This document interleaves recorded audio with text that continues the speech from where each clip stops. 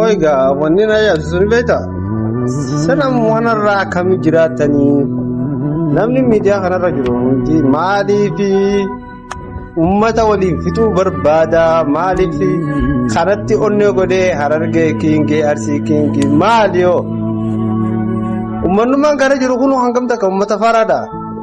Ijoollee miskiina karaa yaatu miidhuu, miskiina karaa yaatu rabbashuu. Sababa nama tokkootiif jecha nama dira kana miidhuu.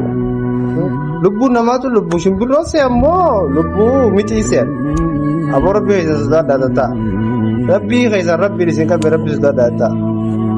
Hawaasa miidhinaa ijoollee dalagattuu karaa yaatu warra ofirraa miskiinuma ofirraa jedhee miidhinaa. Ammoo warri fe'umsoota hundi keessanuu warri sooshaal miidiyaa kanarra jirtan Harargee Arsii minaaminii dhiisaa gurratti hin godhina uummata kana gurroon kanninaaf.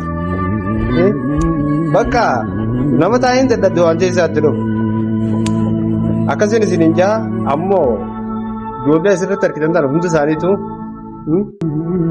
dhiiga isaanii kan lafatti balleessees kan dhawwaa isaanii dhiyeessi akka bakka isinirraa rabbiin isinirraa kafalu bichaa hin dagatina.